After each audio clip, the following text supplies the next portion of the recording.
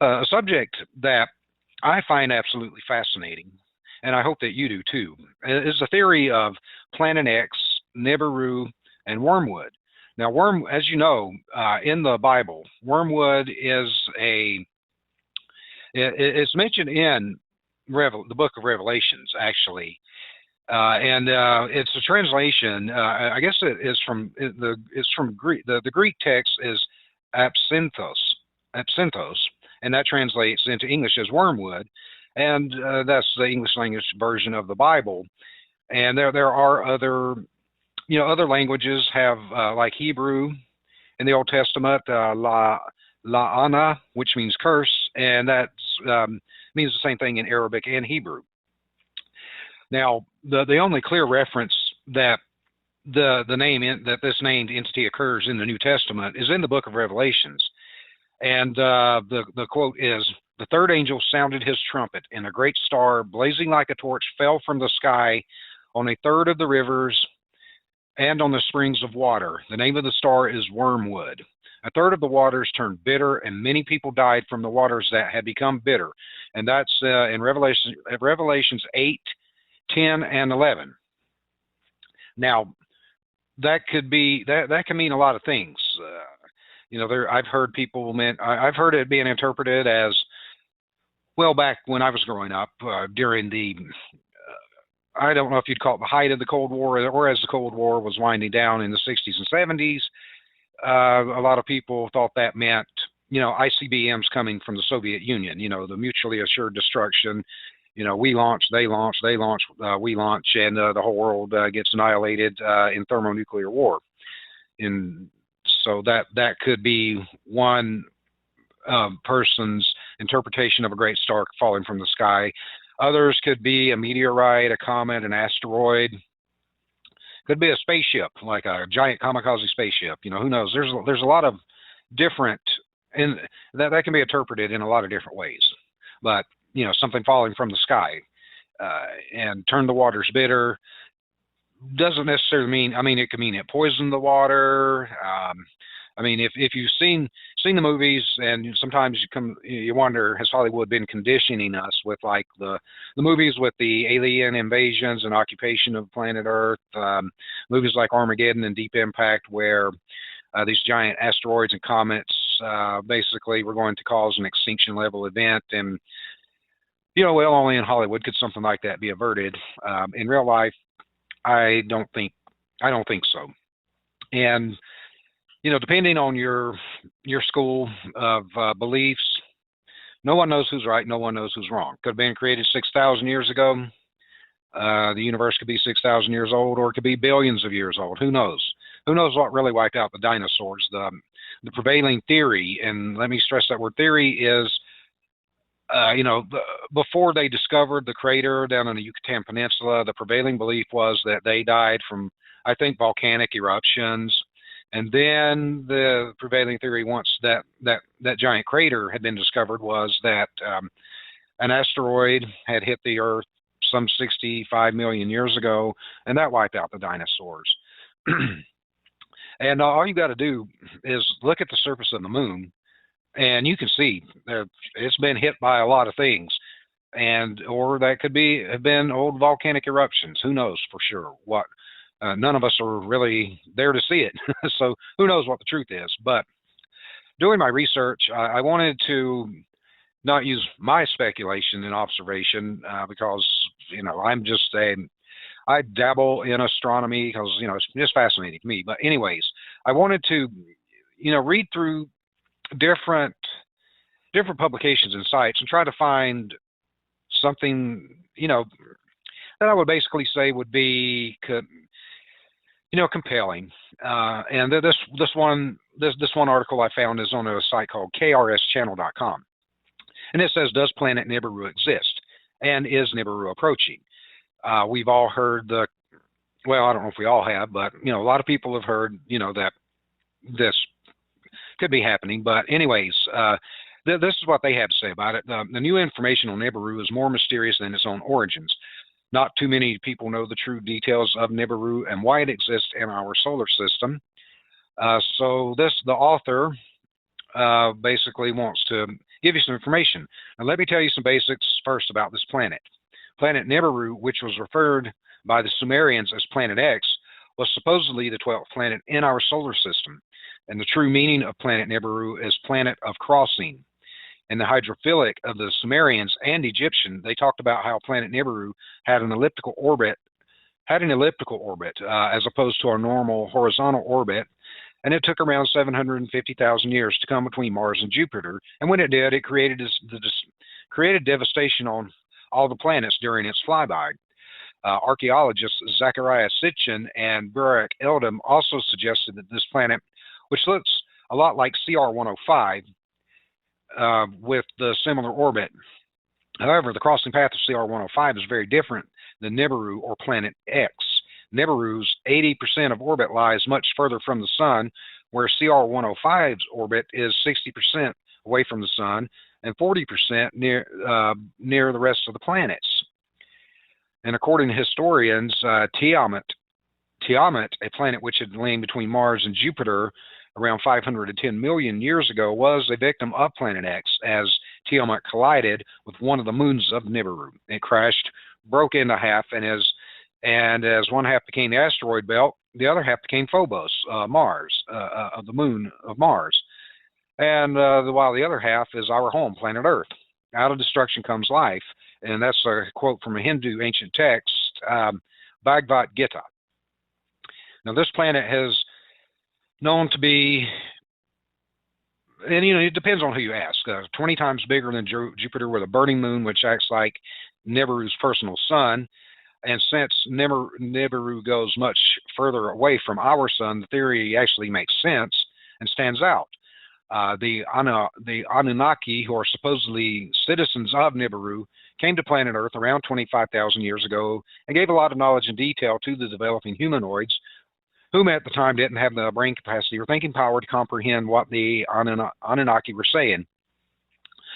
Even the Mayans had predicted the existence of Nibiru, and according to them, a certain dark energy in the shape of a planet which will be coming near Earth in the distant future. Now, every time this planet came around, the entire civilization of Earth was wiped out. Now, James McCaney is an expert on Planet Nibiru and Mayan history, explained that around 10,000 years ago, major devastation occurred, which destroyed many of the civilizations on our planet. And he also explained how ruined cities in South America were vanished, not because of war or plague, but major physical destruction here on Earth. And he also went on to say that before Nibiru passed by us 10,000 years ago, the North Pole was somewhere in the state of Wisconsin, while the South Pole was somewhere in the Pacific Ocean. Now, if he's right, and this event did occur because of Planet X or Nibiru, then we shouldn't worry about it for the next 740,000 years or so, right? Well, no. Even as Nibiru crossed its path from between Jupiter and Mars, it's now surging upwards to make its longest route around the Sun, and that's due to the fact that its elliptical orbit goes in a roundabout very close to the Sun on one end, while 80% of orbit is really far away from the Sun, and that is why the earthquake that happened in Japan and Chile and other places could be due to the fact that the magnetic pull from Nibiru is increasing as it nears our plane, and the pull from Nibiru will increase gravitational force of each planet in a rubber band type effect. And you're not going to find this on Wikipedia, but as far as the Mayan 2012 doomsday theory is concerned, well, it's 2015, so that didn't happen. Anyways, Nibiru will not be showing up this fast, because even though the earthquakes are happening and floods are taking place, like what happened in Japan a couple of years ago, it's still a good 10 years away where the naked eye can detect it. And with that being said, I saw some video footage of what appeared to be like two suns. And why I never saw this, actually, it happened right at sun up. And, well, most of the time I'm asleep at sun up because I work really late at night, so I got to rest. But, that's one theory of that. Again, we don't know if this is true or not. I've listened to a lot of, I listen to Coast to Coast AM a lot. Back in the 90s and early 2000s, when I was doing a lot of a lot of shows, and I would be getting back from shows really late at night, the studio really late at night, or rehearsals really late at night, and I'd listen to Coast AM, and it was fascinating, and I became a fan of the show, and I still am. So there's a lot of to me it's fascinating. Other people, I may have put people to sleep. I may have scared the living daylights out of you. Don't let that happen, because we don't know if this is true or not. I mean, everyone has to make their own, draw your own conclusions and do your own research. I always say that. Don't take my word for it, because I'm not an expert at anything.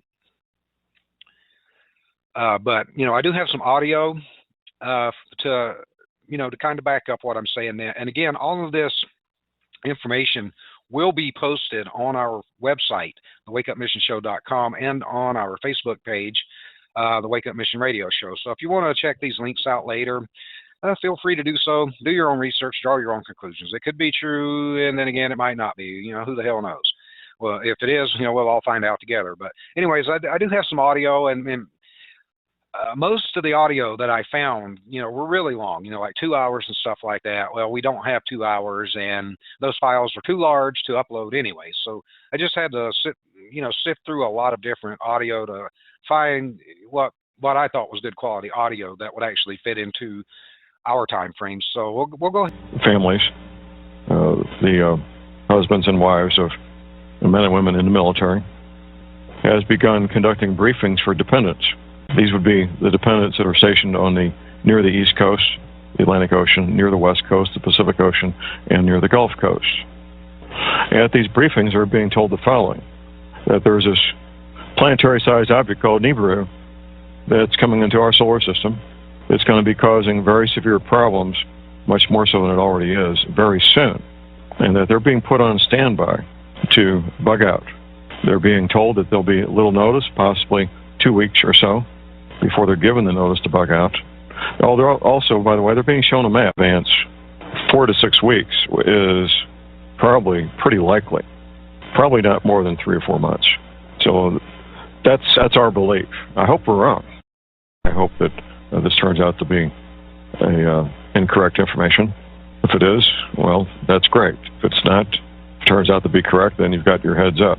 So I asked the question this morning to all of you out there, to the several thousand of you listening to me on the morning of July 11th. What would you do if you had 6 years to prepare? What would you do if you had 6 months to prepare? What would you do if you had 6 weeks to prepare?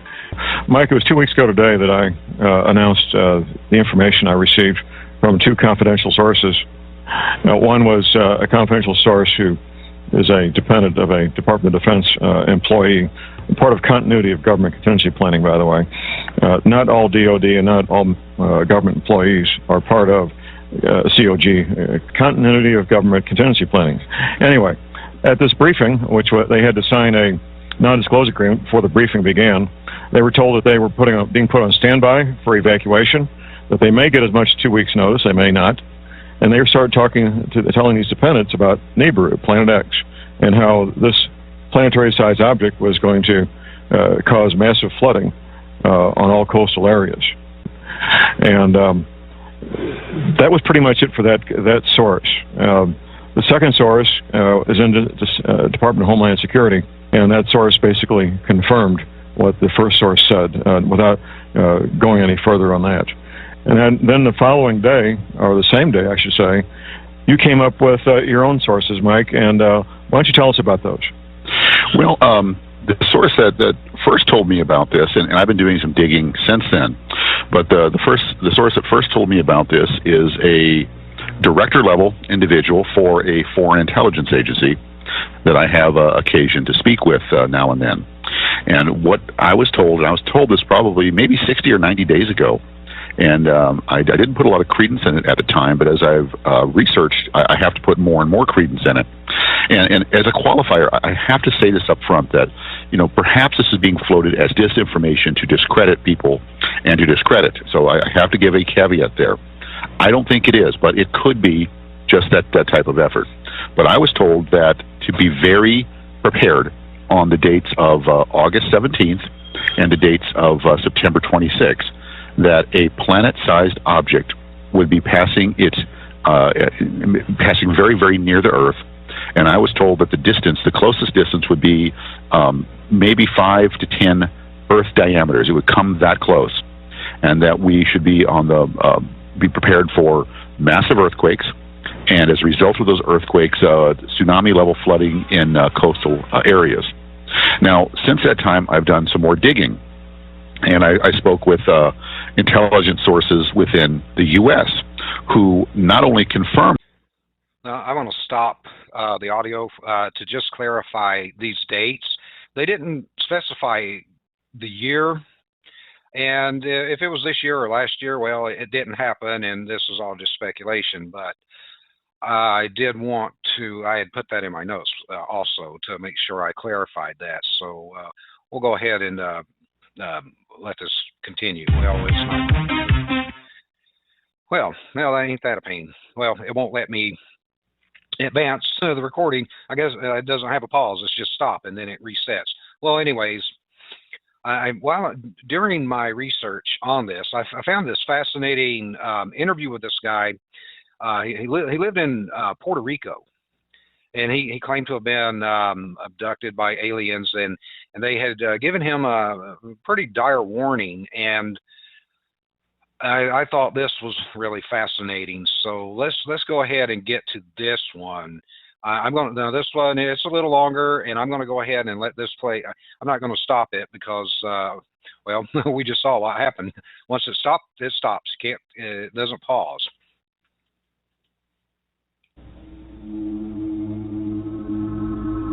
On the morning of May 14, 1988, Amaury Riviera, a young man from Puerto Rico, photographed a giant disk, followed and circled by 2 jet interceptors.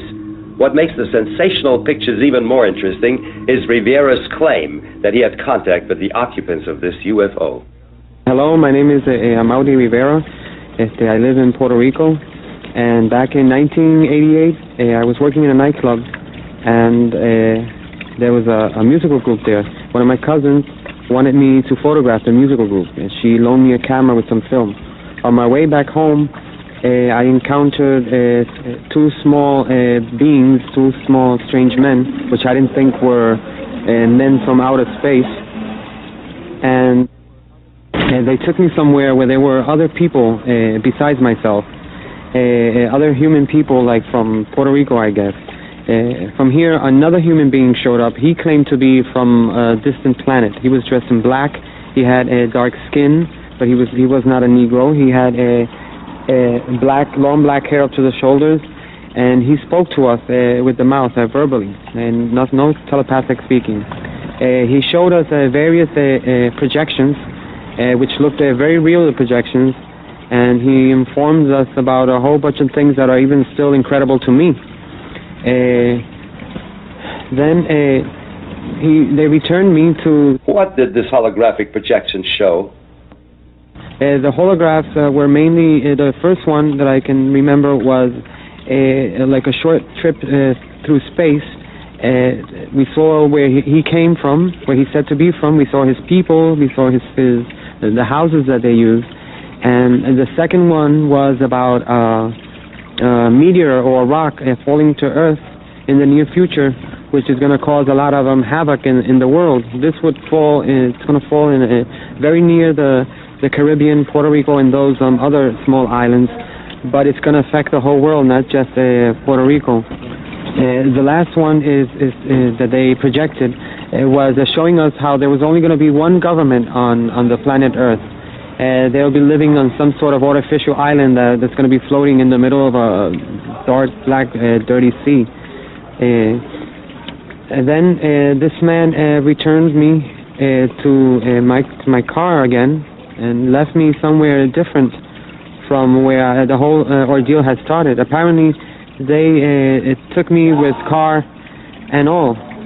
After this, at this given time, I heard some jets in the sky, and I still had my cousin's camera, and I took the pictures, 4 of which I'm making public nowadays.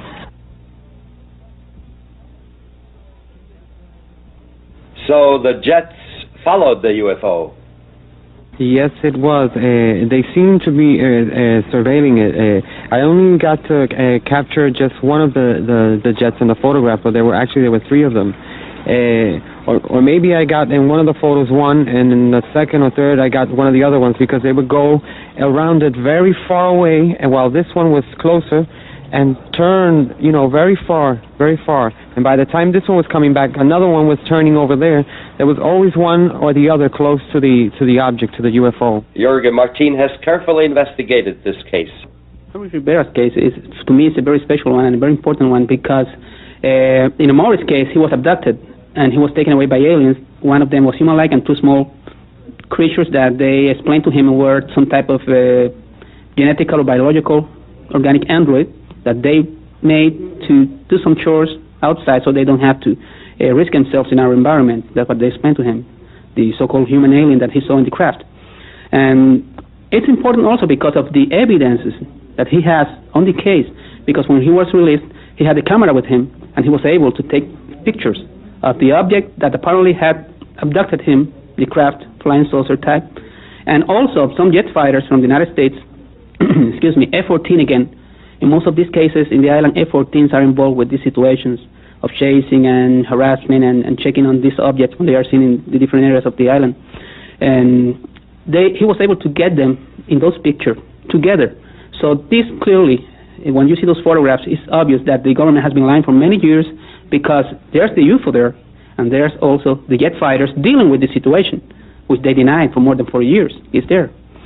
Were you able to locate any other witnesses? That's what I was going to explain at this moment, Michael.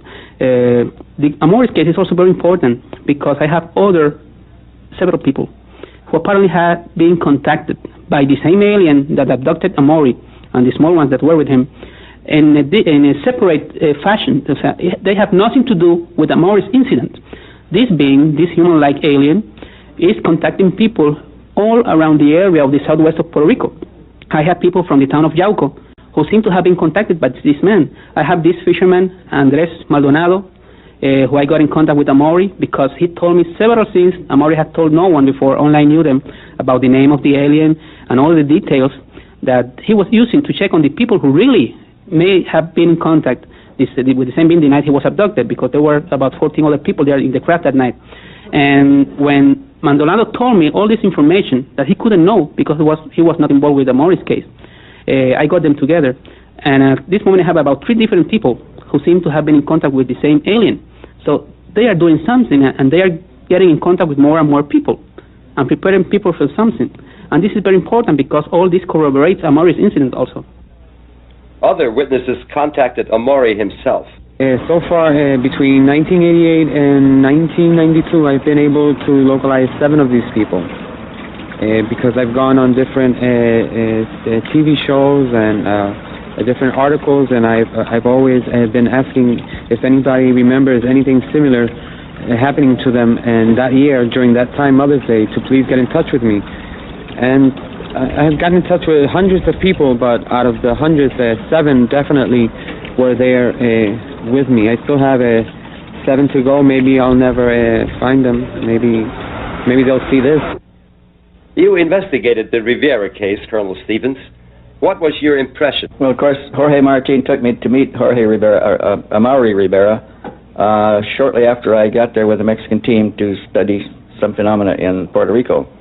And when I first met Amaury, he was very reluctant to describe his case, because it still frightened him to think about it. And it took some time before we could develop enough confidence where he was comfortable talking to us about the case. But he would still tremble when he thought about it. He would turn pale. He'd become weak. He was frightened. But he has now reviewed the details and the points in sufficient length and depth that he can face the experience without the trauma, which he has learned to do. And today, or yesterday, we saw for the first time that he is able to manage his emotions well enough to describe that contact in considerable detail. You carefully analyzed the Rivera photographs. We took the pictures, yes. We took the pictures taken by Amaury Rivera to a NASA consultant facility in Scottsdale, where we put them through a computer analysis using latest state-of-the-art equipment. And we found that both the disc-shaped craft seen in the photographs and the aircraft are considerable distance from the camera, between 3 and 5 miles. We discovered that the jet fighter was moving and that the disc-shaped craft was moving relatively slow or not moving at all. We discovered that the ambient light conditions were correct in all respects. We were able to eliminate montages, paste-ups, reflections, models, all kinds of forms of technical manipulation of photographs, and we had to conclude that the pictures were real and that they were exactly as described by the witness when he took the photographs. Noch dazu wurde Amaury Rivera eingeschüchtert und unter Druck gesetzt, seine Fotos herauszugeben. Well, a short time after the incident, 3 men showed up at my home in Puerto Rico, and one of them stood in their car downstairs, and they claimed to be from CIA, and they handed me 2 pieces of paper, which I was so nervous I couldn't really read, but I remember seeing the letter CIA, which is the intelligence agency from the United States, and they said that it would be easier and better for me if I handed them the photographs and the negatives, but they did not say, what photographs or what negatives. They didn't specify, and I just told them that I did not know what they were talking about. And they said it would be easier because we have an order to register your house, to look through your house. And I said, well, go ahead, be my guest and look. And they looked, but they couldn't find them because I had hid them very well. Well,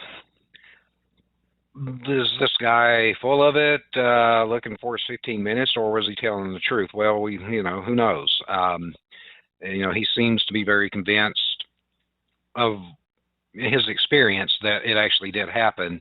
And if you want to see this, if you want to see this interview with him for yourself, then, go to our website, thewakeupmissionshow.com, or our Facebook page, The Wake Up Mission Radio Show.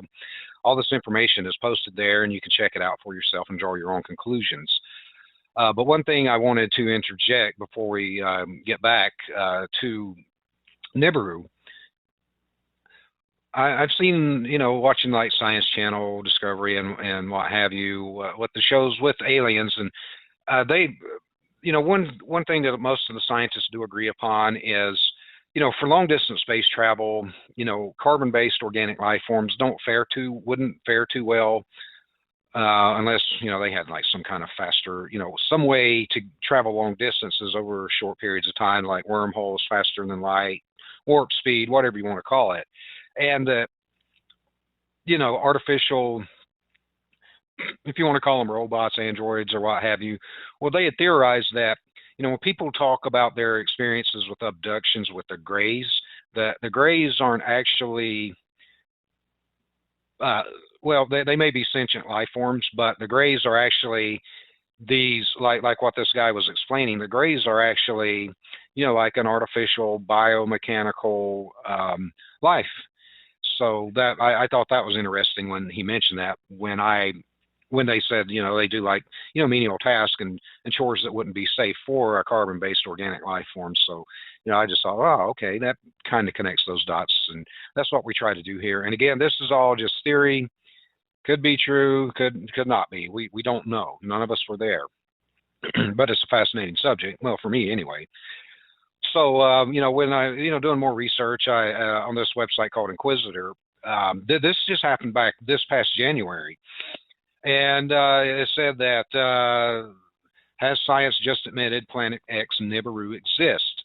And believers say that the people that believe this, wholeheartedly, they think that full disclosure is coming.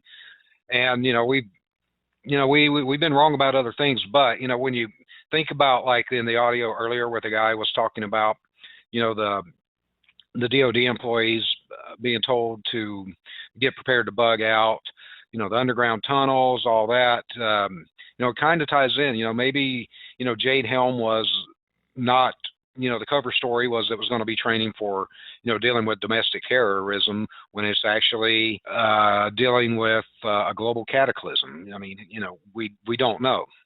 But anyways, from this article that John Thomas Didymus, I guess that's how you say that, Didynus, Well, anyways, he says that astronomers may have inadvertently revived the Planet X Nibiru conspiracy, because this has dominated the internet a few years ago. It kind of kicked up when that meteorite, when it hit in Russia a couple years ago. Well, anyways, following a lot of the announcements by scientists of evidence that there are at least 2 planets larger than Earth in our solar system beyond Pluto, they say that the believers of this system, the Planet X Nibiru cataclysm believers, have been saying that the governments are preparing to disclose the truth to the masses. And scientists had announced in a new study published in the journal Monthly Notices of the Royal Astronomical Society letters that there's at least 2 planets likely bigger than Earth that are undetected in the outer fringes of the solar system, and they are thought to exist beyond the orbits of Neptune and Pluto. Now, according to Professor Carlos de la Fuente Marcos from the Complutense University of Madrid, who led the study, the evidence supporting the conclusion comes from observations of a belt of space rocks known as the Extreme Trans Neptunian Objects, or ETNOs, orbiting the Sun beyond Neptune. And these rocks were found to show an unexpected orbital characteristics that can be explained only by assuming that their expected paths are being distorted by some massive but unseen astronomical body nearby. And it was quoted as saying the excess of objects with unexpected orbital parameters makes us believe there are some invisible forces are altering the distribution of the orbital elements of the ETNO, and we consider that the most probable explanation is that other unknown planets exist beyond Neptune and Pluto, and the exact number is uncertain, given that the data is limited, but our calculations suggest that there are at least 2 planets and probably more within the confines of our solar system. Now, the term Planet X, it has its origin among astronomers in the period after the discovery of Neptune in 1846. After Neptune was discovered, several astronomers speculated that there might still be another planet beyond Neptune, and Percival Lowell proposed the Planet X hypothesis to explain observed irregularities in the orbits of Uranus and Neptune. Now, at first, the astronomers thought they had found Planet X when Pluto was discovered in 1930 by Clyde Tombaugh, but they soon realized that Pluto was too small to explain the observed effects on Uranus and Neptune, because these 2 planets are gas giants. They're not as large as Jupiter or Saturn, but they're a lot bigger than Earth. They're huge planets. Well, anyways, this realization sparked a renewed search for Planet X, and it was abandoned in the 90s after analysis of measurements of Neptune obtained from the Voyager 2 suggested that the inaccuracies in the estimation of the mass of Neptune could explain the observed inconsistencies in the Uranus orbit, and that they kind of just abandoned the hypothesis.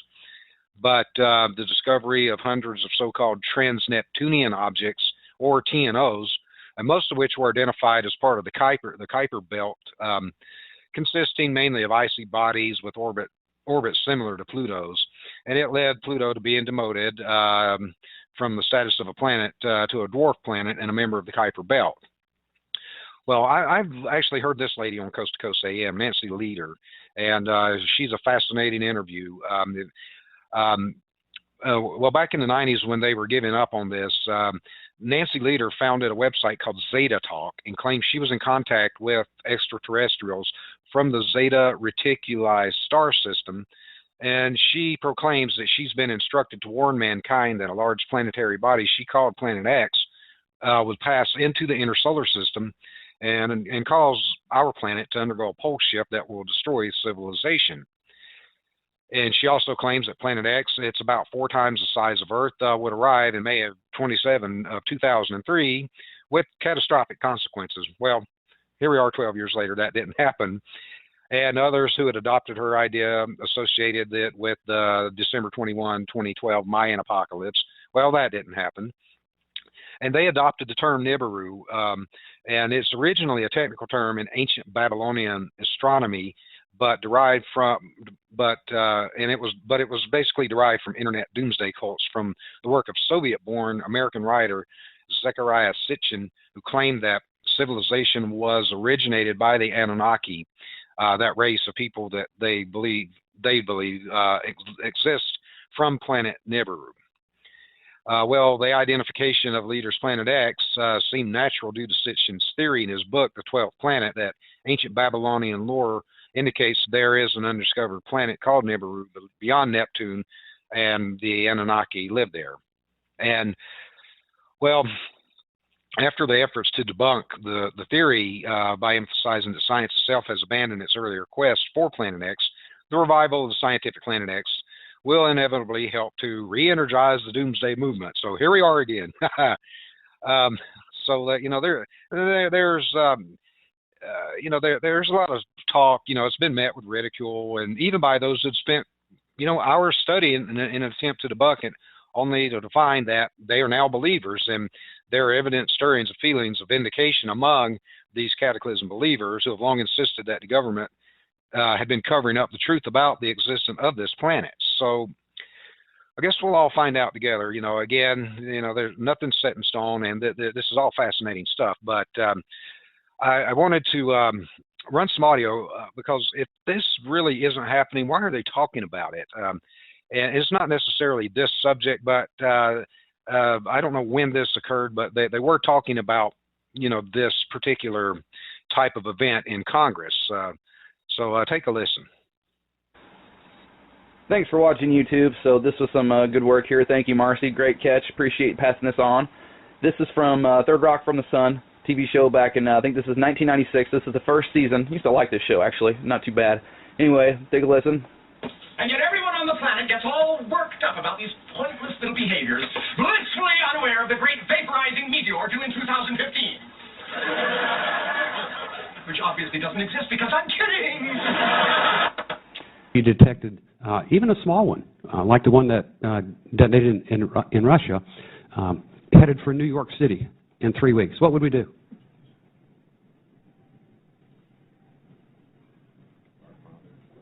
Bend over and what? No, Congressman, that is, I don't, again, I have to go back to what I said before. These are very rare events.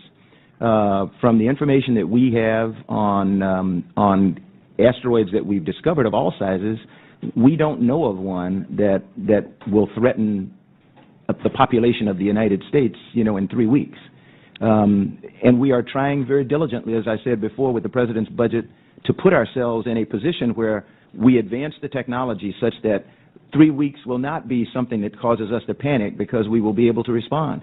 We are where we are today because, you know, you all told us to do something, and between the administration and the Congress, the funding to do that did not. The bottom line is always, the funding did not come, and I don't care whose fault it is, or if it's anybody's fault. We all know what we're facing today, and we're all sitting here today as the Congress and the administration try to figure out sequestration, something that never should have happened, nobody planned to happen, but we're facing it today.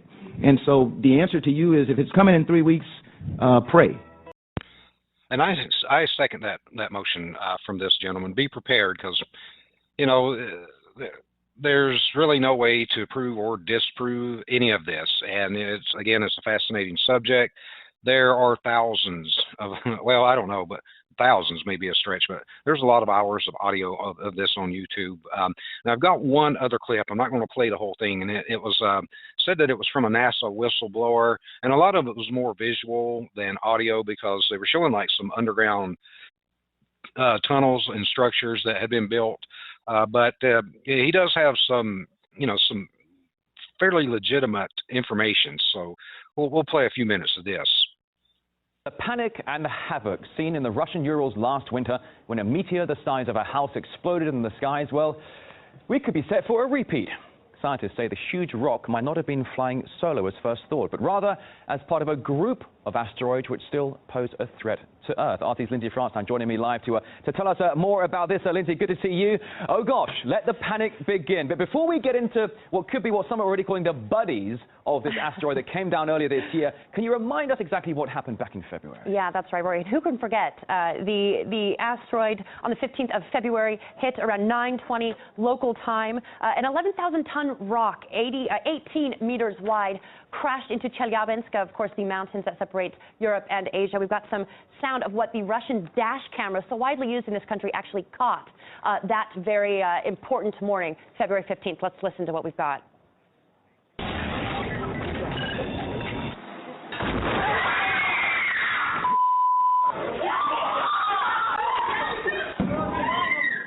Very dramatic video there, and when that story came out, people were very, very shocked because we all wanted to know why it wasn't detected, and it scared, obviously, a lot of people. No one was killed in this. More than 1,000 were injured, but no one lost their lives, and that was what was such a shock to so many in this situation, and that is the fear if this went undetected. So that's why scientists are trying to figure out if there are more, possibly, on their way. I mean, certainly, Lindsay, it was an early morning commute when this was going on. You were at work, I was here at work as well. Bloggers were going ballistic over this. And when you were just showing the footage there of windows exploding from buildings there, I suppose the sonic boom or whatever it is, I mean, this was a monster. It was huge. And it caused massive chaos and a fair amount of panic as well. The dash cam videos are just absolutely startling. But the news today, Lindsay, is apparently that monster rock may not have been alone. Exactly. Now, it is what scientists are calling sibling asteroids. And here's how it works. So, as I mentioned, the asteroid went undetected, obviously frightening everyone. And so what scientists did is they ran billions of simulations to find sibling asteroids that may have been on a similar orbital path to the one that hit in Chelyabinsk. Look at that. It's just astonishing. And what they found is nearly 20 different asteroids that are on this similar path. They span between 5 and 200 meters across, and they could one day follow their sibling to Earth if scientists, if they are actually following this asteroid on its similar path. Now, scientists do think it broke up. The large asteroid itself broke up about 40,000 years ago, creating all of these other rocks that are floating through space. But don't panic just yet, because scientists do also say that they haven't gotten a good 2-year chunk of time to monitor these asteroids. They've only gotten a very... And they just keep going on about that. Now, the research that I did about Nibiru and Wormwood were, these could, one thing that one of the main consensuses that I found was that it has a lot of, Nibiru or Wormwood has a lot of junk floating around with it. It's not coming by itself if it is. And, these asteroid events that periodically occur. I mean, if you think back, the Tunguska event, I mean, that was almost, that was around 100 years ago. And that was pretty gnarly and massive, hit out in Siberia. Well, 100 years in geologic and space-time, that's like a blink of an eye. But anyways, one of the theories of Wormwood is there is an entire solar system, which some people who believe in Nibiru has its own sun and other planets and moons coming with it. And that's going to pass through our solar system. And there could be a lot of disruption if this actually did happen. It could... well, change the face of the solar system and could wipe out planet Earth. I mean, look at the asteroid belt and the Kuiper belt. Could that be evidence from earlier collisions with the Wormwood event or the Nibiru event? Was the asteroid belt actually a planet at one time? Was the Kuiper belt a full planet at one time? You have to think about all these things. And, like we were all up in arms about Jade Helm 15, that could have just been an exercise, like I'd mentioned earlier, in a cover story. Like Mars, there's theories that Mars has already been colonized. Could at one time Mars have had, civilization? I mean, just a few weeks ago, they, kind of came out and said that, well, we found water on Mars. Well, at one time, was Mars like Earth? Did civilization exist there? And since we're obviously, have been told that we're aiming to go back to Mars, could it be to recolonize Mars and figure out a way to do some type of terraforming to make it a habitable planet? Because it may, Earth might be in the crosshairs of Planet X Nibiru. Who knows? I mean, all of this, it's all just, theory, conjecture. It's, it could be factual. It just could be a bunch of nut jobs. But anyways, we are coming up to the top of the hour, and this type of subject, I could do a month of shows on this, but we don't have time. We have to move on. So again, go to our website and check out the information for yourself. so that kind of concludes this first hour, and I hope you enjoyed it. I think it's fascinating, but we're going to take a break, and then in a few minutes we'll have our guest for today, Randy Shannon, on. So stay tuned. Are you there? I am here, and I'm so glad to be here. A lot of people say it, but I genuinely mean it. So I love you, and I love Shalene, and it's just, you guys are like home. This is the family that I love. You know, you're my kind of people. So well, I genuinely mean that from my heart. Yes. Well, so, it's mutual. Thank you. Oh, thank you. Thank you. You know, that first hour, I got on maybe 10, 15 minutes before it was over, and I was listening, and gosh, everything that was said is so critically important for everyone to know. But, you know, there is another side, because we are still here, and we still got to make the best of what we got while we're in it. And, right. Yes, and so I found myself, you know, I've really been in this walk for quite a long time, and my grandfather, he's probably 98 years or something. He's right around there right now. And so when I tell you from the time I was a small child, I remember his prayer, and I remember him telling me about the different things that would be coming. And, you know, you guys had talked about Nibiru, et cetera. And, you know, he told me these things when I was a small child. I'm 47 years old now. And, you know, so when I talk to him today, he's still around. And, you know, that's cool. Yeah, he listens to all kinds of late night radio shows. He can't really see too much anymore. He's basically blind for all intents and purposes. And he's a World War II vet. He had dysentery, so it still battles him today. He still has repercussions from that. He nearly lost his life. Wow. I like to tell a story.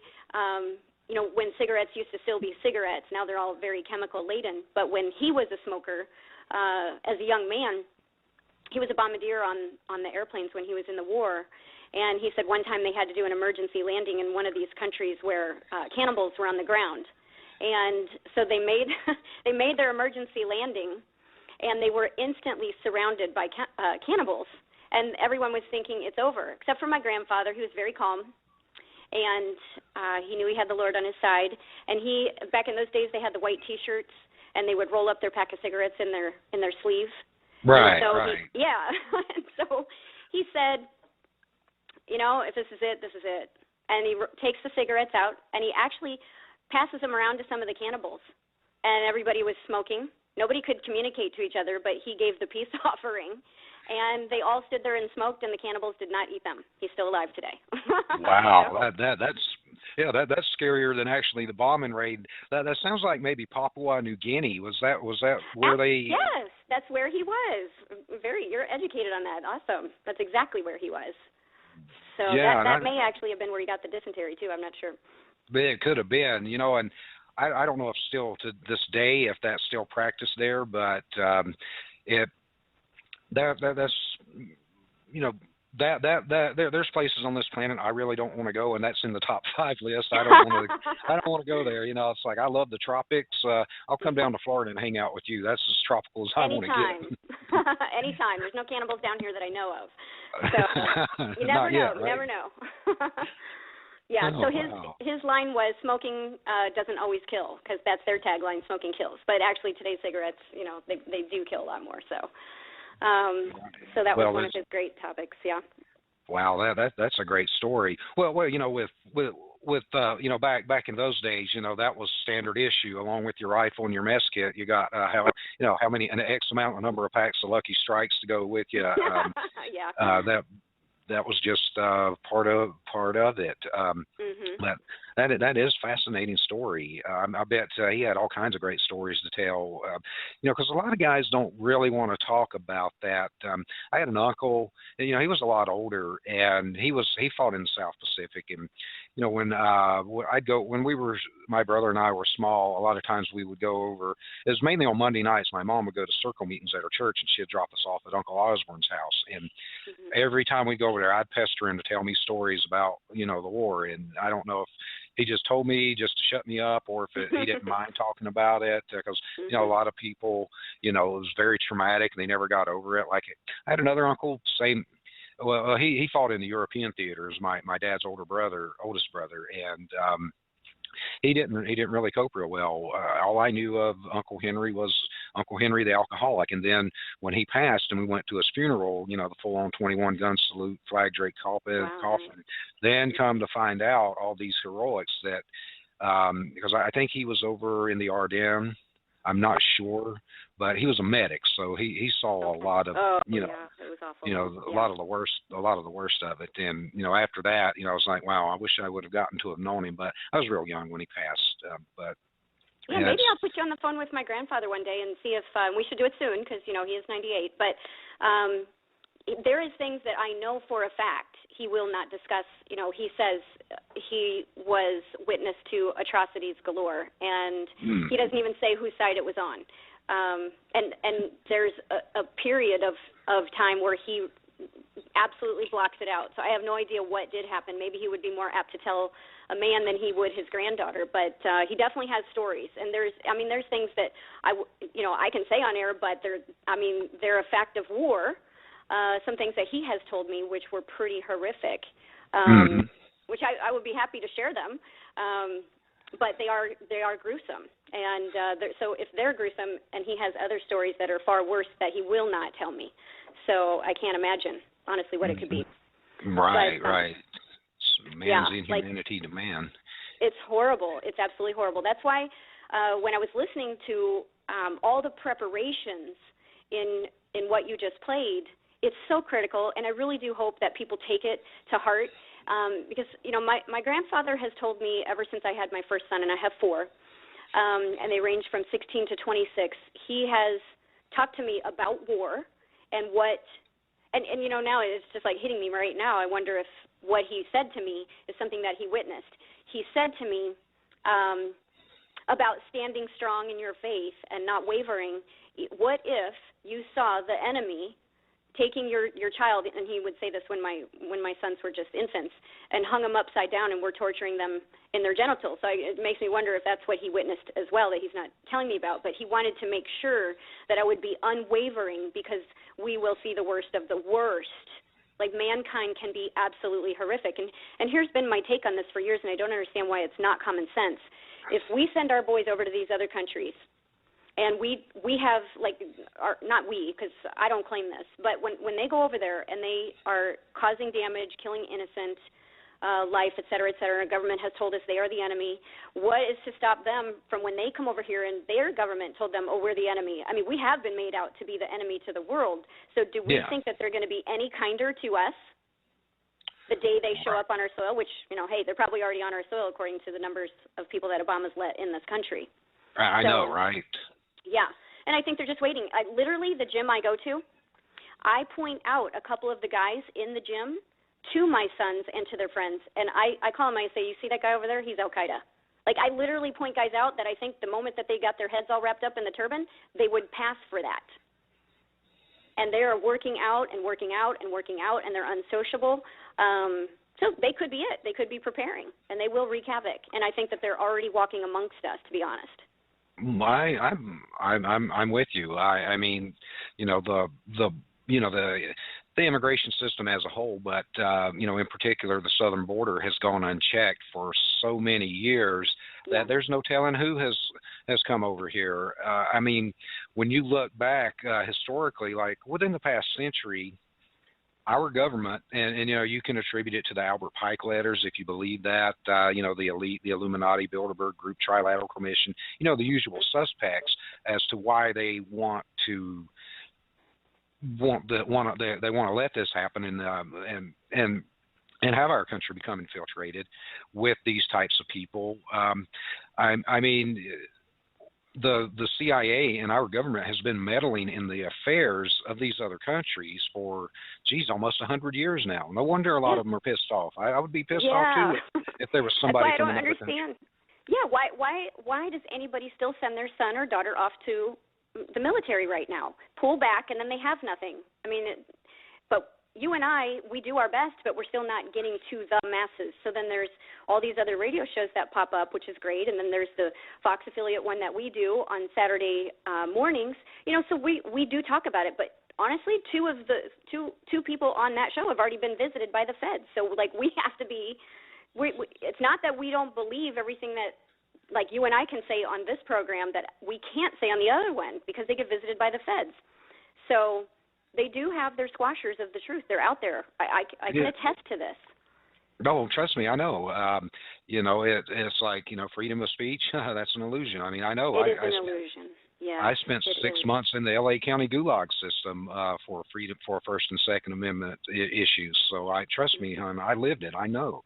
Yeah. And I didn't even do anything, in this day and age, especially with the passage of the Patriot Act, you don't have to do or say anything. All it takes is for somebody to accuse you of doing something. And, what we were taught in school, that whole innocent until proven guilty, that's a total crock. The onus is on you to prove your innocence. You're guilty until proven innocent. And that's just the fact of life. I mean, we've got the largest prison population on the planet. And, yeah, there's a lot of, scumbags that deserve to be in prison, but I firmly believe there are a lot of innocent people that are in prison. Oh, I do too. For bogus reasons or complete fabrications and lies, and you can tie it into the prison for profit industry too. But there's a political aspect outside of the money aspect of it as well. And it's like your granddad says, you can't waver from your faith, because whether you believe we're in the end zone of the end times or not, I mean, just look around with, and when you think about the Bible, a book that was written, how long ago, and everything that was written in that book, you see it playing out in real life when you walk out your front door. Mm-hmm. Exactly. And especially, with the persecution of Christians in this country nowadays. I mean, I ain't no saint, and, I'm honest, I don't go to church a lot, but with what's happening to these people, you can flip through the Bible and you can find something that, predicted, well, this is going to happen during this particular moment in history, or however you want to put it. And, you're exactly right. These people, they're here, they're training. I mean, like, no matter what you believe as far as like what happened on September the 11th, those guys were here for a long time and didn't raise any red flags when, their visas expired. No red flags were raised that, they went to flight school. Well, I don't want to learn how to land a plane. I just want to learn how to fly a plane.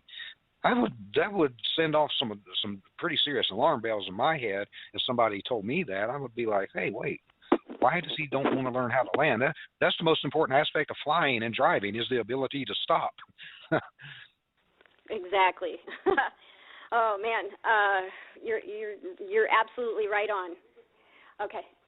Sorry, somebody walked in right as we were talking. Yeah, I don't know where it's all going to play out. If you do go according to the word, then I mean we already know just how soon is that going to flood in. So that's why I guess when I heard the first part of your show, I decided and I saw what the topic was going to be. I thought, what, people need to have a positive side too. It's not all bad, and we do need to, because it may not be tomorrow, so it may not be a year from now. So we got to make the most of it while we can. Right. And when I listen to that too much, then, and not listen, but when I start talking about it and I like kind of crumple up and don't live life near as much, it just kind of reminds me of like when I was married. Oh, yeah, I know. I've been there. For example, right? Right. I've lived it. I know. Yeah, it's like, leave me alone. Okay. I don't want to go home. So when you got out of a bad marriage, then things kind of lightened up. And, that's why I kind of wanted to give people some hope and give them some things to reach for. And right. you did an awesome job laying that all out. And yeah, I did an awesome job of bringing everybody down, so now it's your job to bring everybody back up. Bring everybody positivity. Okay. Well, every single move that we make, it counts in one way or another. And think about it. You are only as strong as your commitments. Think about the relationships, your business relationships, churches, whatever it is. So for starters, let's just use the Bible as an example. So in John, and I never really talk Bible, but there's a couple things. I heard this message, and I wanted to kind of relay it. In John 6:50, it says, "This is the bread which cometh down from heaven, that a man may eat thereof and not die." So there's commitment. That's what he's basically saying. Do this, not going to die. there's commitment. All things pertaining to life and godliness for sinners of every nation. I don't really like to say sinners because, it says that he doesn't interact with the dark. So who repent and believe in him will not die, period. So there's the commitment. The church is only as strong as the commitment. The stronger you are, the more committed you are. If you go to the church and you don't commit, you have no right to expect anything. Maybe. It's kind of like a bank account, and you can't withdraw out of the bank account if you don't deposit, right? So if we don't commit, then you can't receive. So your commitment will set free the blessings that you are having on hold right now. And that can be, I'm relating it to the church right now, but I'm going to relate it to everything else here in a minute. So in John, now this is what struck me. I'd never seen this before. John 6:66. Interesting, right? 6 and 6 right there. Okay. So you go to that verse in Scripture, and many of his disciples went back and walked no more with him. That's what it says. So in 6:50, he talked about commitment. Do this, and we're committed. But in 6:66, a bunch of them left, and they had no more commitment. And so he lost those. Those were the quitters, the non-committers, etc. So then in John 6:67, he says to the last 12, will ye also go away? In other words, he's not changing his ways. It's his way or the highway. It's going to be done right even if he's the last man standing. So he's saying, hey, you going to go too? If so, that's fine. Go, because I'm not going to change. He's not going to change his standards, and we can't change our standards either. So you're either with it or get off the train. So then in John 6:68, Simon Peter answered him back and said, to whom shall we go? And basically in translation, that means you're the best, there's none better. So now let's relate that to life. Not that that's not, but I'm just saying. That is talking about commitment. I'm not going to change my standards. You're either with me or get the hell out of the way. And I probably shouldn't use that word when I'm talking Scripture, but that's the bottom line. With me or get out of the way. So we all want the best. We want the best commitments. We want the best standards. We want the best relationships. We want the best quality of life, especially in the times that we're in. So what do we do with it? We put this into life now, like in our relationships right now, in our businesses now, or our job, or about just being a great American and standing now. What do we see all over in the politics? We see a bunch of weasels, a bunch of spineless, worthless criminals not standing. What do we see at the county level? What do we see in the banks? This is all we see is just low, worthless, spineless, standard, non-committing types of people. And we have to interact with that all day long. I literally, Randy, which in case the audience didn't get it, there's two Randys on today. I know. Right? So that's just a good thing right there. I know. We got the coolest names. Exactly. So I wake up literally happy every single day. And then I go out into the world, and then I run into all these people that are sleepers. They don't care. They just put out the lowest, most minimal effort all around me. And so, my kids are like, Mom, you're so amazing in business. You're this, you're that. You're so high energy. You're like, my kids think that it's so great because they now are going out into the world, and they're experiencing this lack all around them. So we have to put this into life right now. And people either are committed or they're not. It's one way or another. So take your job, for an example, or if you're a business owner, which I am. I do traditional business. I do network marketing. I don't take it lightly. I put my heart into everything. I will work 18-hour days. I will work 24-hour days if that's what it takes. I don't care. Sleep can come. I will get it another day. If something needs to be done, I commit. So the other part of that equation is if it's not what you love, then it's not right. Go out and replace it. So if it's a job, get a different job. Get something that you love. All the money in the world isn't worth losing your happiness over it. So get something you enjoy doing, and then it's priceless, literally. Yeah, you're right. And our guest last night, he said that same thing. And I'm sure you've heard this saying too. When you are doing what you love and you're getting paid for it, you never work another day in your life. A man or woman's hobby becomes your job, then you never work another day in your life. And what's better than that? It don't get much better. I so agree. So I could take on some other projects right now, but they don't taste good to me in the sense that I don't see myself being happy taking on some of these other projects. In the last week, I was asked to invest in something. I'm not hopping on that because I can't see feeling really good about it. And even if it made me a bunch of money, what I would lose was far greater. I would have to be worrying about tracking my money. I'd have to be worrying about what's flying out the door the wrong way. I can't do those kinds of things. Or if I know that there's a project that I could take on that could be extremely lucrative, but I'm dealing with flaky people who are not reliable, then it's not worth the headache to me, and I won't touch it, or I will back out of it. I don't blame you, and you know, and this is something that has been drummed into my head, and yours too, I'm sure. When we first got involved in this type of work that we do, because we don't do just a radio show here. We've got a business. You're not only branding a product or a service or a company, or selling a product, service, or company. You're branding yourself, and you're branding and you're selling yourself with the product and service. And if it's not something that you would be proud to represent, why would you want to do that? Why would you want to recruit, like, say, a friend into that if it's not something you're committed to, or you believe in, or you see the value in? Why would you do that? Exactly. So, if you're not in a job that you don't love, or you're not a business owner of something that you love, get rid of that, and you will relieve all that stress that you're dealing with right now. Start something of your own. You guys are involved in stuff. I'm involved in stuff, and it's fulfilling, and it's happy.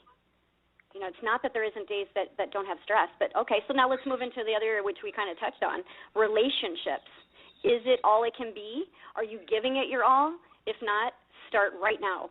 You liked that person at one time, so if it's if it's repairable, repair it. At least give it that 1,000% effort, and do it for a few months. And if it doesn't work, then why are you staying in that misery? Get out of it. But honestly, genuinely be able to say, yes, I did it all. And some people will differ with me on that.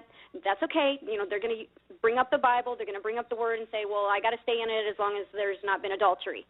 Well, I don't know. I said to somebody tonight that's a friend that is up and down in their marriage, and I said, let's say they're 40 years old and they only get to live to be 60. They got 20 years left. How do you want to live those years? I don't know. I can't prove it because there's just not enough in the Bible to warrant it, I guess. But if I'm absolutely miserable and I gave it my absolute all and I've been abandoned in that marriage, I'm out. Why do you want to give the one and only life you have? So, people can do what they want. What's your thoughts on that, Randy? Well, I agree. And, I'm no Bible scholar. I know there's, those who say that, divorce is highly frowned upon. So I don't know if that's exactly what it says in the Bible, or that's someone's interpretation that they're preaching that it says. But, the way I view a relationship and a commitment to that is, I see people say, yeah, it takes work, and I'm like, yeah, it does take work, but there comes a point to where if both sides aren't bringing an equal amount of love and value and commitment, and all the putting their all into it. I mean, what's the point? And if we, because tomorrow's not guaranteed. You said, like, if someone's 40 and they knew they were going to live to 60, why would they spend that last 20 years? I mean, it's like, go out and rob a bank and go spend that last 20 years in prison. It's going to be the same thing, only you don't have any bills to pay, right? But I guess in my own failings, I'd always look for, perfection, and believe me, I'm far from perfect, but not perfection in a physical way, but just where a relationship was just something easy to do, and that could be, I could be way off base, where it's like, why do I have to work at being with this person when we should just, our souls, bodies, minds, everything just join as one, and we go skipping along our merry way for the next till death do us part things. So I don't know. I'm a complete failure at relationships. So I don't have anything good to add, to that, unfortunately. Well, let me throw one other thing in on the relationship part, because we have a lot of listeners, and, you know, this gets posted out, you know, your show and stuff gets posted out on social media. I posted it out on different things like Google Plus and Facebook and Twitter. You know, I see porn pictures. Now, I'm a woman, okay, so I look for what the males that are in my friends list do. I go look at them, and then I go look to see what their likes are. And if I see them at any way, shape, or form liking porn or pornographic type pictures, I block them completely, because even that I don't want in my life.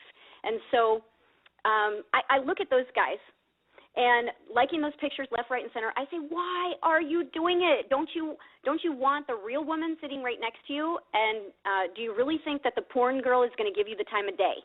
Okay, and so why waste 1 second of your life on that trash? You can't touch it. You can't feel it. All you can do is look at it. Go lay your wife down and go look at her. You know, way more fulfilling. Go do that, and then your life will get better. So, and then there's people, you know, like me, who just block them completely. I don't like it. I've blocked tons and tons of friends. It was part of the downfall of my marriage, and so I want nothing to do with it, or a guy who wants anything to do with it. So they literally get blocked. So if men, and I can only speak for men because I'm a woman, if men want a good woman, get rid of and not just porn, but just all the junk stuff out of your life, and give all your attention to that relationship, back to commitment, back to high standards, back to wanting the most for you. So what people got to remember is it doesn't matter what they're going through. They need to make no excuses. They need to commit more, serve more, change more, give more, do more, expect more, learn more, all of the above. And if they need to change their career, they need to do it, and do it right now. What are you waiting for? Life, the clock is ticking. And if you love what you do, stick with it. Just give it more. If you're already at that point where you're at that plateau where you're super happy and you don't need to change anything, that's great. But we still have a country falling apart, and they need to just continue to stand and be a better American, and be a better American through social media, through conversations, through going to groups and having conversations and actually trying to make change. So, and then they need to, you know, not question their commitments just because they don't see instant results. Like, look, a lot of people are standing right now in this country, and we're not seeing a ton of great results, but we just have to recommit to this every single day, to what we have, whether it's the relationship, it's the career, it's our country falling apart in shambles.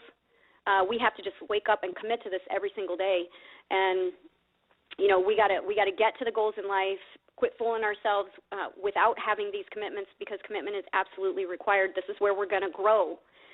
So, you know, Jim Rohn, I gave a speech one time. I basically copied his speech for a Toastmasters class, because I didn't have the ability to get up in front of a room and speak. I didn't have the ability to get on a radio show and speak. I was very nervous. I was very timid. And I listened to one of his speeches one time, and so I used it for my first speech in the Toastmasters group. And one of the lines that was in it, he said, "Bangladesh is hard, America is easy." And we do still have it easy here. We have an uphill battle, because we have a lot of factors at the head that are trying to destroy this great nation, but there is still so many great people, and they're even involved in law enforcement, and they're even involved in the government, and when they stand, this evil head is chopping them, but they still do it. They still do try. They still stand out. I know of police departments right now that are ready for a gun grab, and they're not going to do it. I know of towns where the cops are hot, as in dirty, I should say, is probably a better word. And the good towns know about it. What they would do to be prepared, I don't know. I don't have that inside information. But, you know, I mean, it's not too hard to find out where the dirty cops are, and when crap goes down in this nation, who's going to actually turn on the people and who isn't. It's pretty simple, you know, just see it, who's getting complaints on them, and then what is Internal Affairs doing? Nothing. Look at any big city. They might slap a wrist here or there, you know, or an occasional imprisonment of a cop, but you know, it's not too hard to know where the dirty cops are in this town. And I'm just using that as an example. So just remember that every single move we make counts in one way or another. Think about it like this. When we wash a car, it doesn't make it run any better. To improve its performance, we have to get inside. And that's what I'm talking about here, these commitments and high standards. We in this country, this is such a great nation. We turn lemons into lemonade. We turn weeds into gardens. We turn pennies into fortunes. And it's because we make commitments to do these kinds of things. And we don't need to deal We don't need to play with the hand that life deals us. We can change it all, any day, any moment, at any time that you wish. We can do this. So I was just going to say I agree. And when you think about this commitment, we'd talked about this the week, I believe it was the week before last. The commitment that the founding fathers made when they pledged their lives and their fortunes to each other when they signed the Declaration of Independence. You know, there's a lot of guys on there, you know, and Paul Harvey had a beautiful, there was a beautiful video of Paul Harvey naming these guys and what happened to them, you know, like during and after the War for Independence and the founding of this nation. And I mean, you know, we know like John Hancock and George Washington, but there's a lot of other guys on there that probably, you know, you would have never heard of had Paul Harvey not mentioned them. And these guys, a lot of them ended up, you know, penniless, broke, because they made that commitment, and their sacrifice gave us this country. And even not even just those guys that signed that document, but, you know, I got into an argument with this guy online. This is stupid. I don't want to spend too much time on it, but it was about the gas tax in North Carolina. And I was like, well, hey, you know, fight tyranny, drive 30 miles to South Carolina, and you know, gas is 30 cents a gallon cheaper, and then this way you are self-defunding the DMV. Well, I don't want to be inconvenienced. That's too far to drive. And I said, you know what? Don't tell me that. You go tell that nameless, faceless Continental soldier that marched with General Washington 20 miles through the snow with bloody, frostbitten feet, this guy you've never heard of in your entire life, just to get to the fight. Mm-hmm. I was like, he probably didn't want to be inconvenienced either, but he got out and did it. And I'm like, you know, and our nation has become so soft and complacent in that way that people won't make that commitment. They, you know, there's too much of, well, let the other guy do it, or I might lose my job, or I might lose my freedom. Well, guess what? If you go through life with that mindset, with what's going on with this government, guess what? You know, they're going to come for you, or they're going to come for your kids. You know, we've reached a tipping point, and it's time to make a stand. And you know, there's little pockets of I wouldn't call them pockets of resistance. I would call them pockets of constitutionality all over this country. And they're starting to make a lot of noise. And what we've tried to do is connect a lot of these people so they can network and work together. And you know, it's been a beautiful thing. And I know, you know, you do as much as you can too with your organization and your activism. So we've all got to, like you said, make this commitment, and we've got to make it to ourselves, to each other, our families, and our country, because we ain't got nobody else. We are all each other have when it comes to that. And I tell you what, I would rather die on my feet than live on my knees any day of the week. You know, it just ain't gonna happen. It's not going to happen, and people have to get that little snap in their head too. No matter what, they got to commit, and they have to have high standards. And when people start to put those high standards into place, they will take stands, and they will not tolerate the bunk that's going on in this country. And I know the listeners on your call, they get it, but maybe this call recording will go far and wide, and it will affect somebody for change. And maybe it inspired somebody to stand higher, to stand taller today.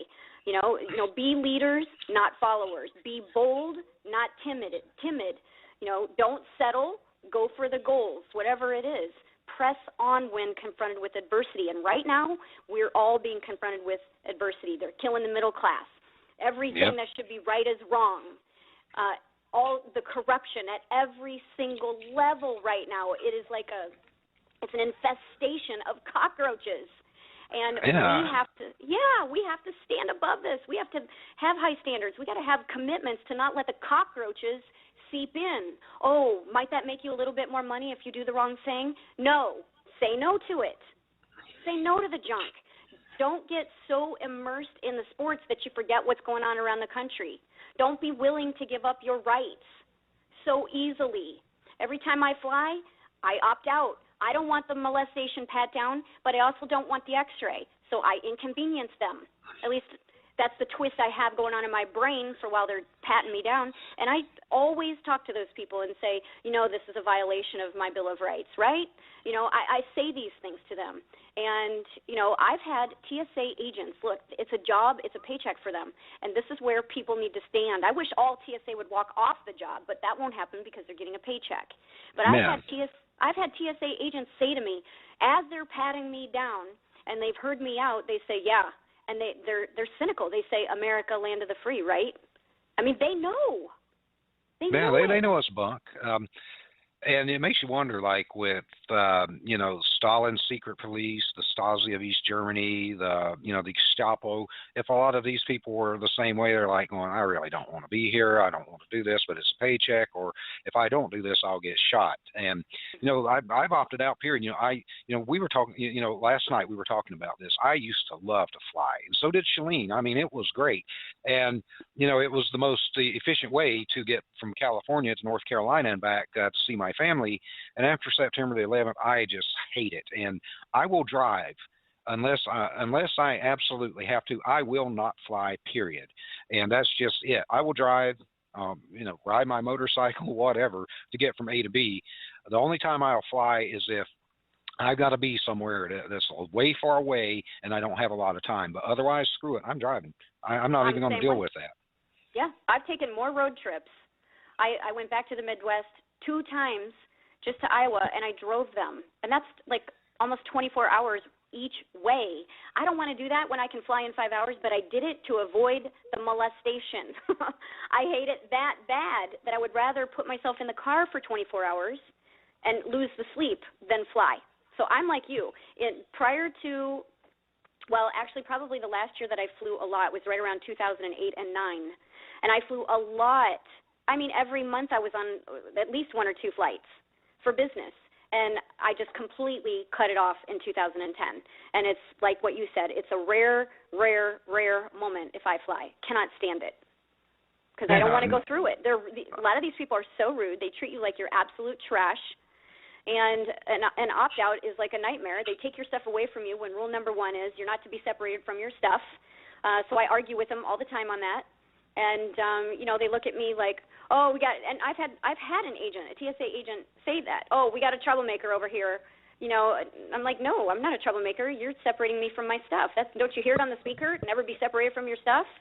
So it takes people to stand. And, every time I fly, and you tell me, Randy, when you opt out, are you not the only one around opting out? I never see anyone opt out. No, everyone's just going through like it's like an assembly line at a factory, right? Yeah. And and it's kind of like it was some credit card commercial that used to come on a couple of years ago. Everybody, and they're playing that. There's some factory music that used to be played in a cartoon. I don't know the name of it. I'm not even going to try to hum it, but everybody's playing with a credit card. No, I want to hear that. I can't remember it all. Something like that, right? Well, all these people are going through the line to pay for their coffee with their credit card, right? And then the one schlub shows up with cash, and everything stops, and everybody's pissed off at this guy because he's paying in cash instead of a credit card. And we've talked about the cashless society for a long time, and not for a long time, but a lot on the show, right? And that's the one guy, the troublemaker, the individual who is using legal tender as opposed to swiping a piece of plastic through an electronic scanner that the government can trace. Oh, well, so and so bought a cup of coffee with creamer and sugar at 8 o'clock in the morning at the 7-Eleven, whereas the guy paying in cash, they don't have a record of, well, this guy bought a large cup of coffee with half and half and sweet and low at the 7-Eleven at 8:01. They don't have the record of that, and it's and it's propaganda. I'm looking at that going, I'm paying in cash. To hell with it. And there's all sorts of ways to opt out, all sorts of ways to fight back. And we were talking about this. It's like. Chris Rock, I don't really like that guy. I think he's an ass. But one thing he said that I agree with is we don't pay taxes. They take taxes. Well, if the entire country, if you're paid on like a W-2, file exempt, you will immediately defund the federal government. If everyone filed exempt, no income taxes are being taken out of them. What the hell are they going to do? Throw us all in jail? I don't think so. Right. It's called standing together. You're absolutely right. Like, I don't know if you saw it yesterday, but I wrote a letter to what was the restaurant? Olive Garden. They sent me a coupon to come into the restaurant because, clearly I haven't been there in a long time. And this is what I wrote them. I said, we stopped eating your genetically modified food a while back. When you clean it up and learn the facts that GMO food causes cancers and tumors and death, then maybe you'll change the whole path and take care of your customers. Until then, we go to organic, non-GMO places to eat. There are a lot of places that got it long before you. What exactly are you waiting for? And I included a list of 400 organic, non-genetically modified food makers. Some are restaurants, some aren't. And that got shared all over Facebook, got lots of likes, got some comments. The point is it was a one-paragraph letter. Everyone can write that. I stopped, and so did my kids. We stopped supporting all of the restaurants around here that that serve the poison food.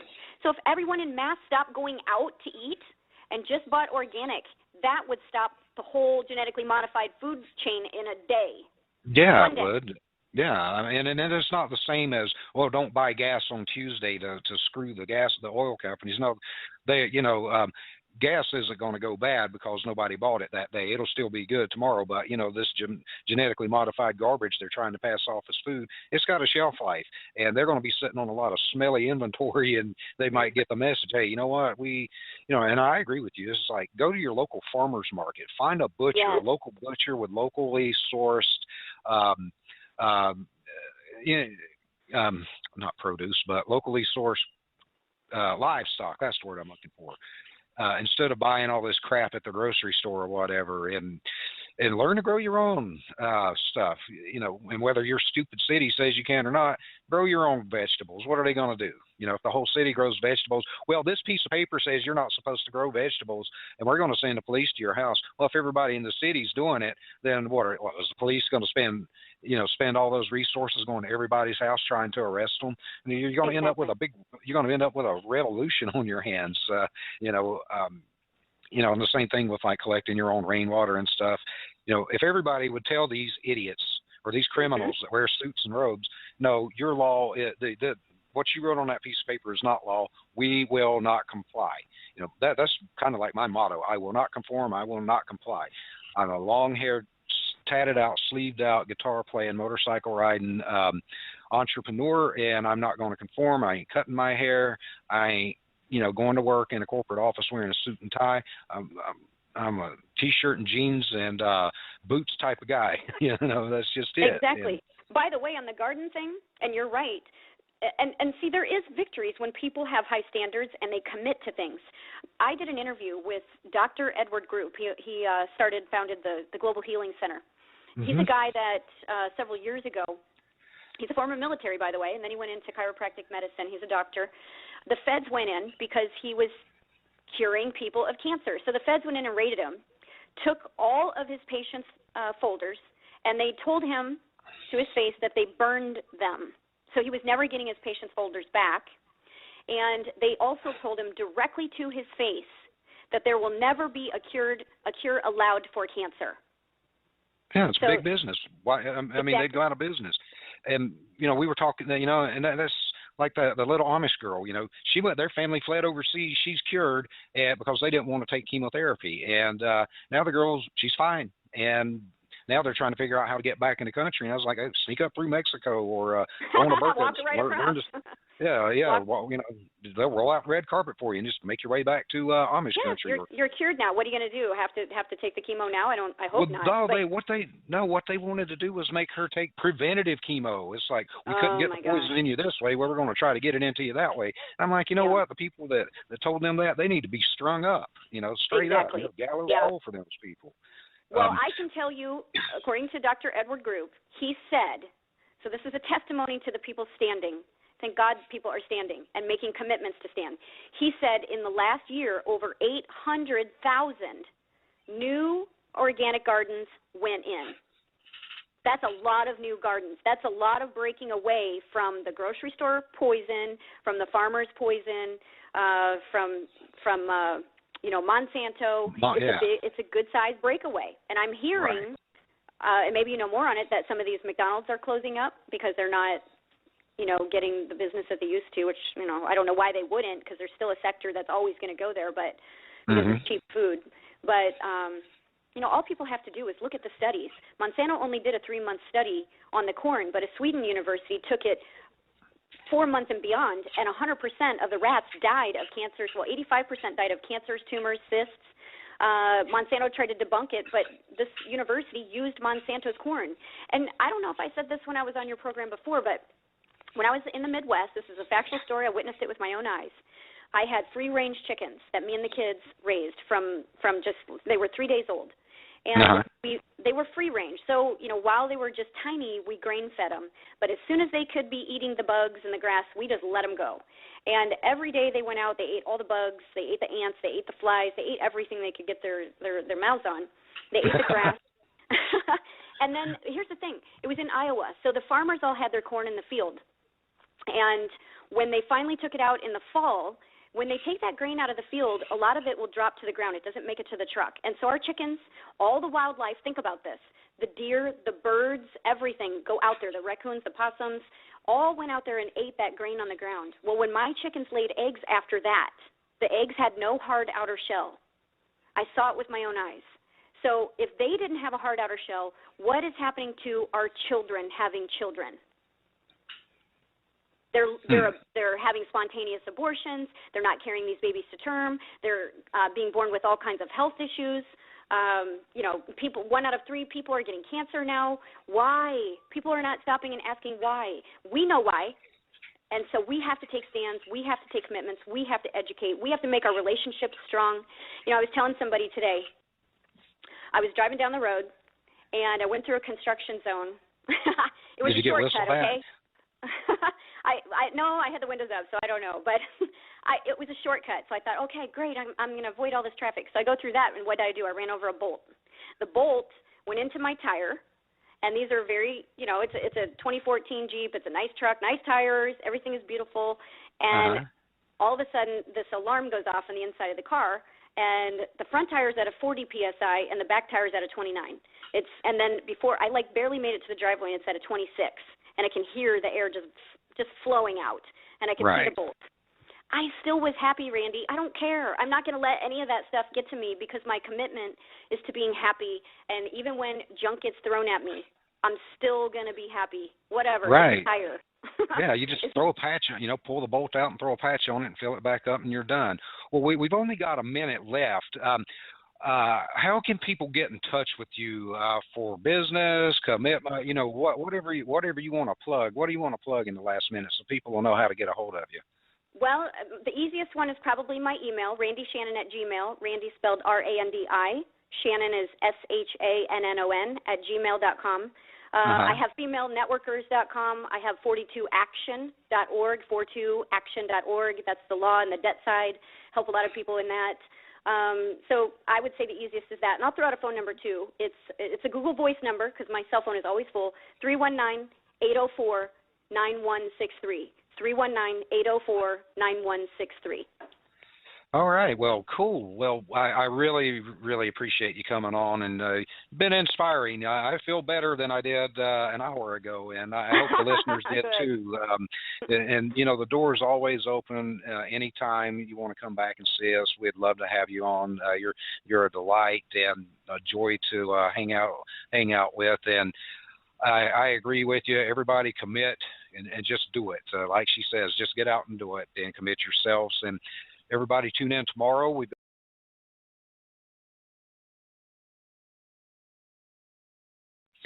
A subject that I find absolutely fascinating, and I hope that you do too, is the theory of Planet X, Nibiru, and Wormwood.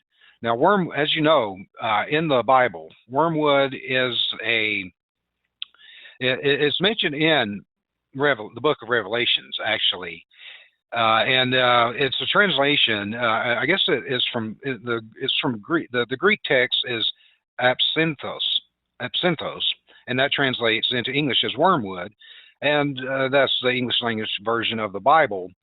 And there are other languages have like Hebrew in the Old Testament, la'ana, which means curse, and that means the same thing in Arabic and Hebrew.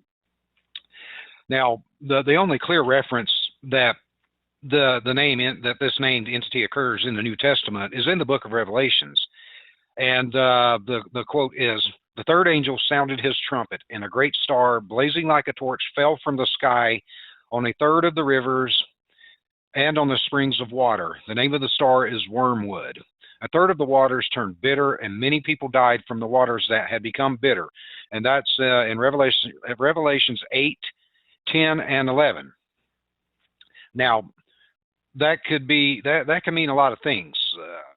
I've heard I've heard it being interpreted as, well, back when I was growing up, during the I don't know if you'd call it the height of the Cold War, or as the Cold War was winding down in the 60s and 70s.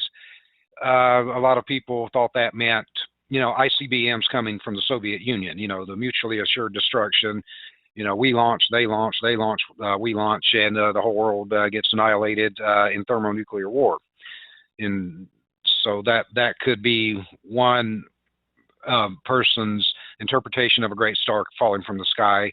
Others could be a meteorite, a comet, an asteroid. Could be a spaceship, like a giant kamikaze spaceship. Who knows? There's a lot of different, and that can be interpreted in a lot of different ways.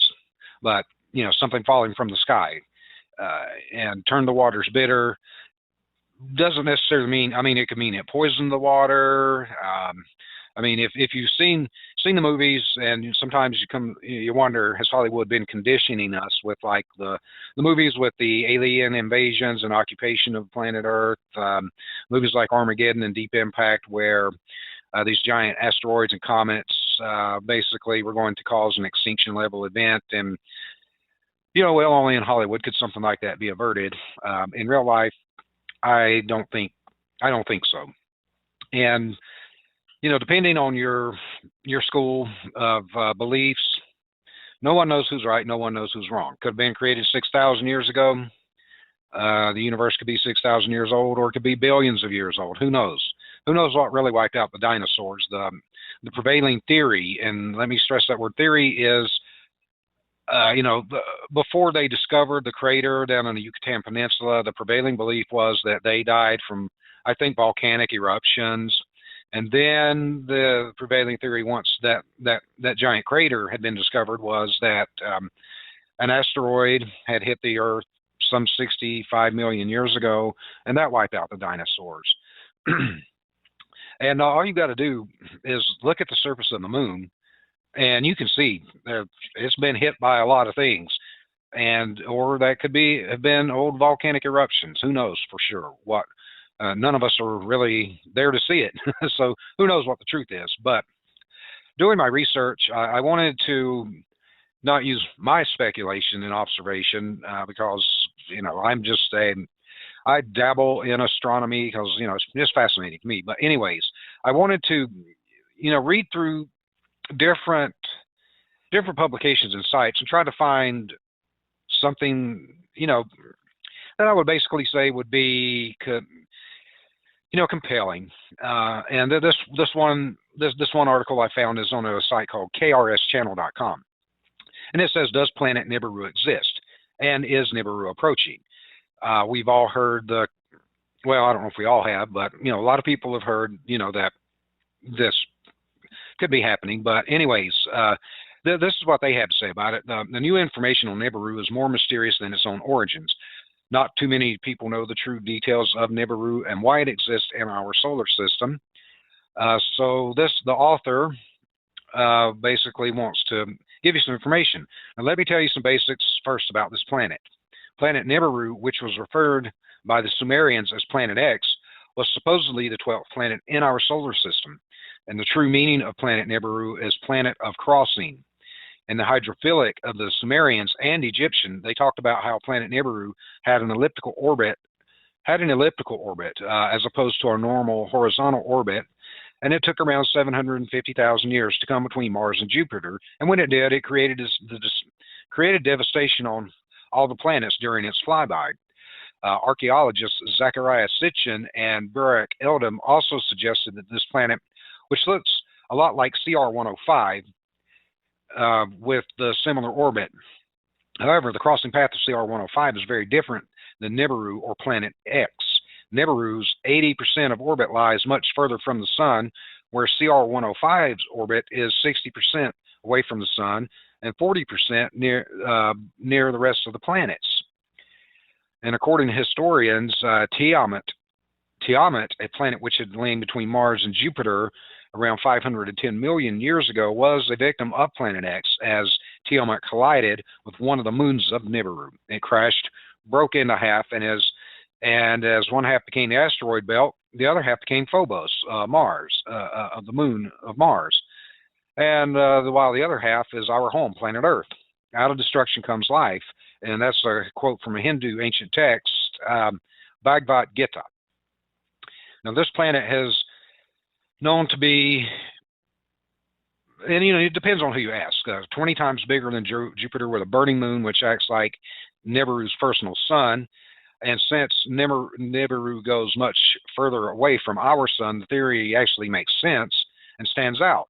The Anunnaki, who are supposedly citizens of Nibiru, came to planet Earth around 25,000 years ago and gave a lot of knowledge and detail to the developing humanoids, whom at the time didn't have the brain capacity or thinking power to comprehend what the Anunnaki were saying. Even the Mayans had predicted the existence of Nibiru, and according to them, a certain dark energy in the shape of a planet which will be coming near Earth in the distant future. Now, every time this planet came around, the entire civilization of Earth was wiped out. Now, James McCaney is an expert on planet Nibiru and Mayan history, explained that around 10,000 years ago, major devastation occurred, which destroyed many of the civilizations on our planet. And he also explained how ruined cities in South America were vanished, not because of war or plague, but major physical destruction here on Earth.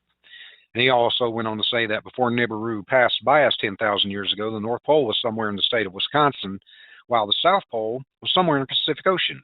Now, if he's right, and this event did occur because of Planet X or Nibiru, then we shouldn't worry about it for the next 740,000 years or so, right? Well, no. Even as Nibiru crossed its path from between Jupiter and Mars, it's now surging upwards to make its longest route around the Sun, and that's due to the fact that its elliptical orbit goes in a roundabout very close to the Sun on one end, while 80% of orbit is really far away from the Sun, and that is why the earthquake that happened in Japan and Chile and other places could be due to the fact that the magnetic pull from Nibiru is increasing as it nears our plane, and the pull from Nibiru will increase gravitational force of each planet in a rubber band type effect. And you're not going to find this on Wikipedia, but as far as the Mayan 2012 doomsday theory is concerned, well, it's 2015, so that didn't happen. Anyways, Nibiru will not be showing up this fast, because even though the earthquakes are happening and floods are taking place, like what happened in Japan a couple of years ago, it's still a good 10 years away, where the naked eye can detect it. And with that being said, I saw some video footage of what appeared to be like two suns, and why I never saw this actually. I mean, well, it happened right at sun up, and well, most of the time I'm asleep at sun up because I work really late at night, so I got to rest. But that's one theory of that. I mean, again, we don't know if this is true or not. I've listened to a lot of, I listened to Coast to Coast AM a lot back in the 90s and early 2000s when I was doing a lot of shows, and I would be getting back from shows really late at night, the studio really late at night, or rehearsals really late at night, and I listened to Coast AM, and it was fascinating, and I became a fan of the show, and I still am. So there's a lot of, to me, it's fascinating. Other people, I may have put people to sleep. I may have scared the living daylights out of you.